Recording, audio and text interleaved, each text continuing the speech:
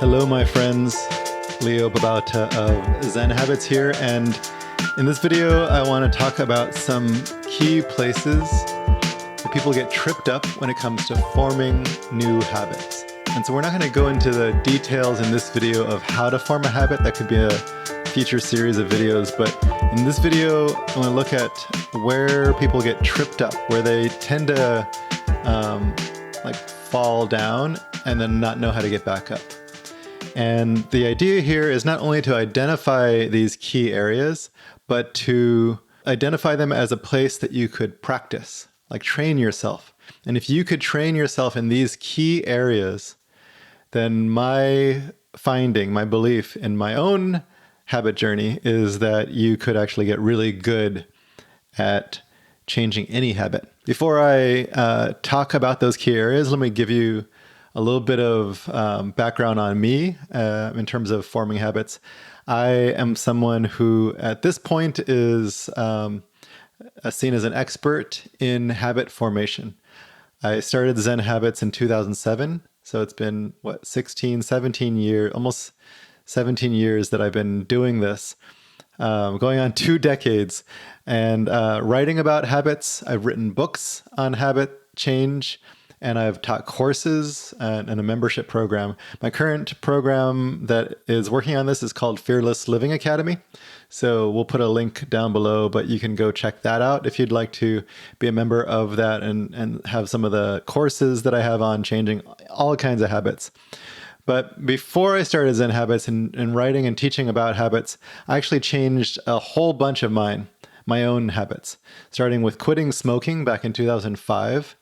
And then from quitting smoking, I learned to apply the same kinds of principles to changing my habits around exercise. So I started running. Eventually I ran a 5K and thought that was so great that I decided to run a marathon a year later, or trained for a marathon then, and I ran it a year later. And then I actually have run several marathons and an ultra marathon. The next habit I changed was around meditation, also eating healthier. So I eventually became a vegetarian and then a vegan. And now I eat a really healthy whole foods diet. I lost a bunch of weight from all of that. I changed my habits around getting out of debt, around clutter and simplicity, mindfulness, waking up early, procrastinating, you name it. So there's a lot of habits that I personally have changed, and through changing my entire life, I decided to write about it and then deepened into teaching as well. So that's a little bit about me. And let's talk about some of the key areas. The first key area where people get tripped up around forming habits is not even starting. And that might seem really obvious, or for some of you, it might actually be surprising. Because that's not the place where people normally look at with habit formation. They're like, oh, I keep getting tripped up here. I keep, failing to actually stick to the habit. That's the hard part for a lot of people.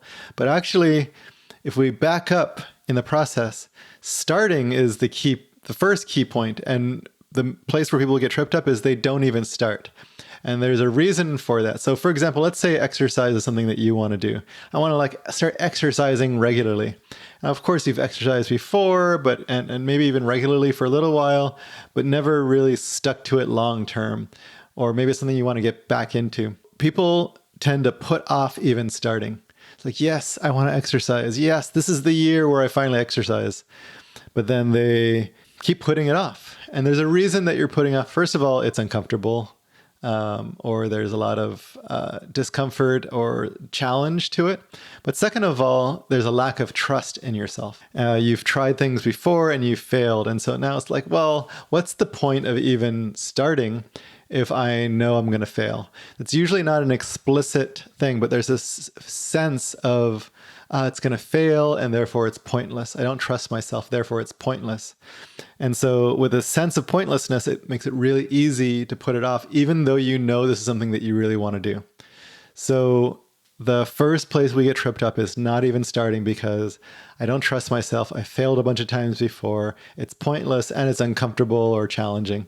So in this area, what I really encourage you to do is drop all of the past failures as if you can clear your browser history. So really just you get to start with a fresh start, a blank canvas. Start again. And this is a really beautiful thing, is if you can just have this blank canvas. Now, I don't think that's always the best thing. Sometimes it's good to look back and learn something from those past attempts. But right now, maybe the best thing is actually just fresh start. All of those past times didn't happen, right? We're not burying our heads in the sand, but really just allowing ourselves to have this sense of a fresh start. And that's what New Year's is often all about. Is like, oh, I get to start with a blank slate. And that's really nice. So fresh start, and like, what could be amazing about this new start? What if I could actually start to form some trust in myself? Like, am I really going to? That's the kind of thinking that gets us tripped up. I'm not going to do this. It's going to end up badly. It's pointless. It's a way of thinking about things that actually does not help here. It's normal to think that way. There's nothing wrong with it, but just think about that framing of, I don't know if I can do it. I'm probably going to fail. It's pointless. Think of that and the effects that it actually has on your habit change. And what the effect that usually has is, I'm not even going to start. Or I might start, but I only kind of like half-ass it. So that's another way. So blank slate and like all in would be another practice for you. So it's a mindset that you're actually training yourself in. Let go of all the past stuff, fresh start, all in. And that will set you up for success. The second place is actually when people get started. So this is number 2. First one is not even starting. Second one is starting too big. This is pretty well known at this point in the habit change world, but I'd be remiss if I didn't talk about it. So when people start with a fresh start, they often get really excited about it. And they're like, ooh, I'm going to really like change the world. So this is actually the opposite of number 1. Number 2 is too optimistic. Like, I'm going to do amazing things. So if I'm going to exercise right away, I've gone out and ran, for 2 minutes. Like, oh, what if I did a marathon? That's actually how I kind of did it. I ran my first 5K race. And then I'm like, you know what? I'm going to sign up for a marathon tomorrow. I was so excited. And there's something awesome about that sense of achievement that makes you like want to keep going. So use that. But when you start, you really want to start as small as possible and then start to progress slowly from there. So I didn't actually start with a marathon. What I started with was, let me go out and try and do one run today. And I didn't have to go for an hour. I didn't have to go for 30 minutes. I didn't even have to go for 10 minutes. It's just like, let me just put my shoes on, get out the door, and just run a little bit. And if it was for 5 to 10 minutes, that might seem so small that it's insignificant, but it's a start. And if I do 5 to 10 minutes every day for a week, or every other day, or something like that, I've now started to form a new habit. And I would actually say, do something every day.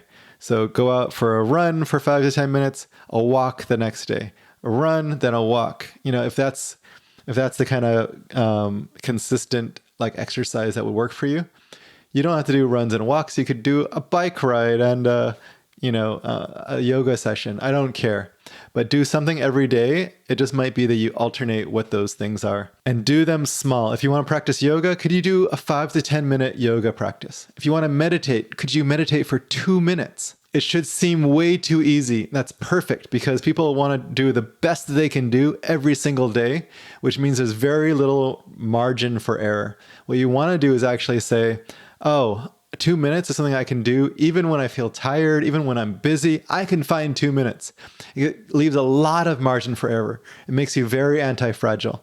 And so start really small and only increase very gradually. If I've done 2 minutes for a few days, let's do 3 minutes now for a few days, and then 4 minutes. And it's going to seem so easy, but you're going to get the sense of accomplishment under your belt. You're going to get a sense of trust, even though it's a little bit of trust. You're building up that trust, and you're going to get a sense of how to actually incorporate it in your day, what needs to change in your day so that you can actually make that happen, but change slowly. And eventually, you'll be able to meditate for 10 minutes a day, 15 minutes, and so forth. I've had so many people do it this way, and when they are actually able to start small and increase very gradually, their minds adjust, their lives adjust, the people around them adjust, and they start to create trust in themselves and success, a feeling of accomplishment. So it's incredibly important. So that's number 2. First is don't even start. It's the first mistake where people get tripped up. Second one is starting too big. Number 3 is taking a missed day or two as failure. So for example, let's say I'm doing the meditating and I've meditated for 2 straight weeks.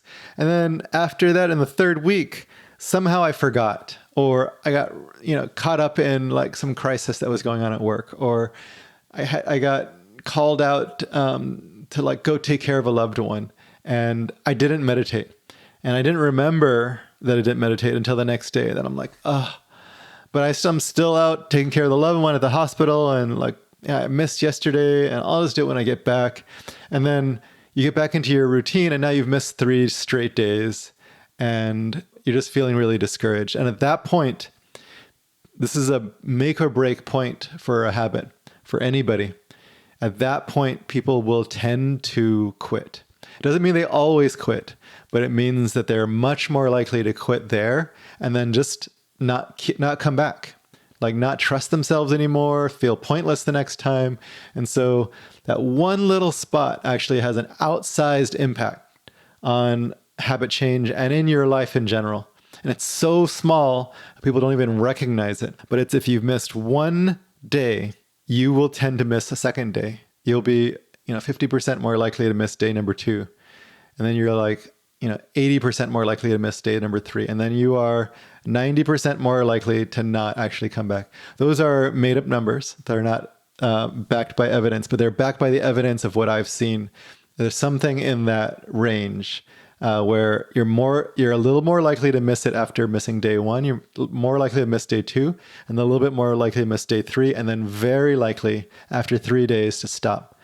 So the key thing is after 1 or 2 days, make sure you notice you've missed. You notice you're feeling discouraged. You notice that you're like, it's pointless, and that you practice coming back.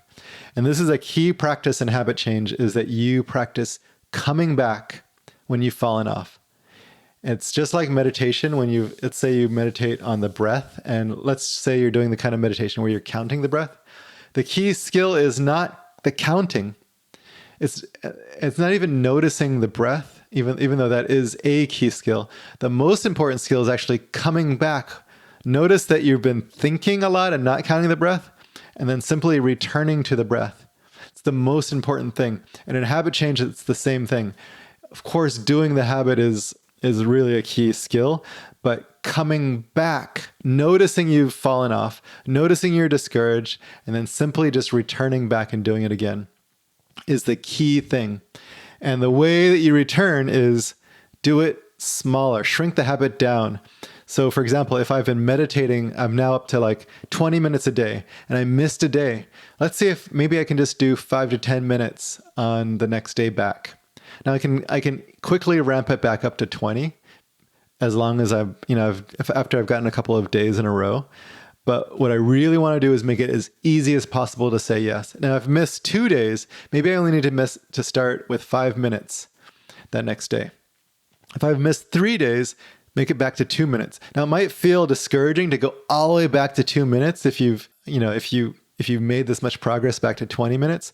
But the key thing is start again. And if you go down to 2 minutes, you are much more likely to start again. So start again. The next day do 5, the next day do 10. So ramp it up much faster, but shrink it down to what you need to do to come back. And if 5 minutes is too hard, do 2 minutes. If you're like, 5 minutes, yeah, I'll do it later. And you're like, you know what? I'm just going to start the timer. And if I only take 3 breaths, that's all I need to do. Okay, so that's the point number 3 where people get tripped up with habit change, is coming back after they've fallen off. If you can work on that skill, it would be really huge. But all 3 of these so far are really, really big. I'm gonna give you one last one. We'll call this a bonus one. So there's 3 key areas that I've already talked about are the most important ones. The bonus one is for if you've mastered those 3 and now you're on a long-term habit change, taking your eyes off the ball. So if you're on a long-term habit change and you're, let's say, 3 weeks into it, or a month or 2 months into it, and then you take your eyes off the ball And what that means is, in the beginning, you're really focused and maybe you're tracking it and you're thinking about it and you're making sure you have reminders. But at some point you're like, I've got this. And that's okay to like feel like you've got it. It's good to have some trust in yourself at this point. But then if you completely take your eye off of it, you might get tripped up. I'm not saying you definitely will. If it's automatic by now, you're just like, I get up and I meditate, or I get up and I drink a glass of water to start my day, or whatever it is. I get up and I start to write in my journal. Great. So it's automatic. You don't have to always be thinking about it. You don't have to have it as your key focus forever.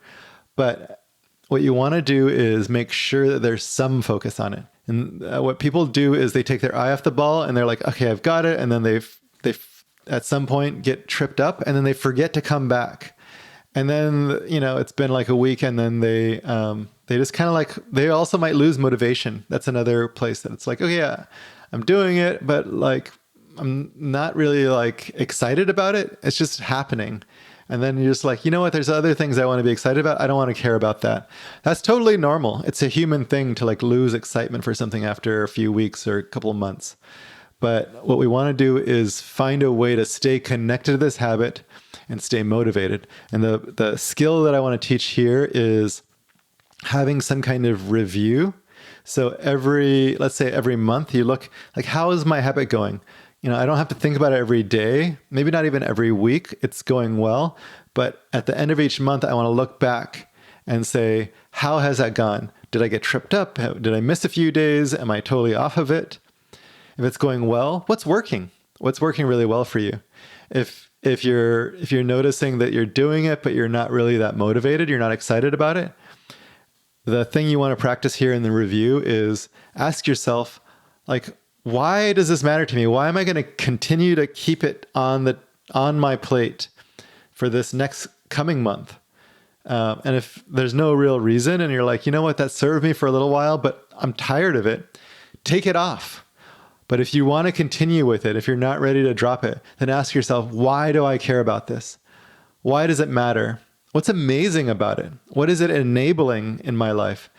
What would happen if I let it go? Is there something that I really don't want? Like, my health deteriorates, or I get like completely burned out from overwork and stress, or whatever it is. So have a good reason to do this habit and remind yourself of that regularly. I would say monthly after a while is a pretty good rhythm. But for some people, for, maybe 5 or 6 months, you do a weekly review. And that might be enough.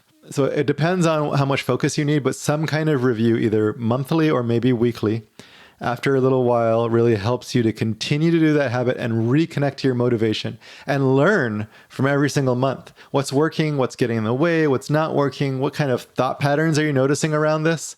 Journal about it, do a review, share it with someone. That's number 4. It's a bonus. The first 3 are the most important ones. Number 4 is like, okay, this is kind of an advanced habit skill to keep things long term. So that's what I've got. I'm Leo Babauta. I really enjoyed talking to you about some of the key things. These are trainings. So take on a habit change and then actually practice these things. Notice the mind thoughts, the mindset that gets in the way, and then train your brain to actually take on these habits in a new way. And if you do, you're going to get good at creating habits, and you will actually change your entire life. Come check out zenhabits.net if you want to read more articles from me. The Zen Habits podcast, which you'll see here on this YouTube channel as well. And please come check out my Fearless Living Academy, which is where we have dozens of video courses on changing habits, a community, some accountability, a monthly workshop with me and other guest experts, and some challenges that will actually get you to actually focus on this. Okay, my friends, I will talk to you later.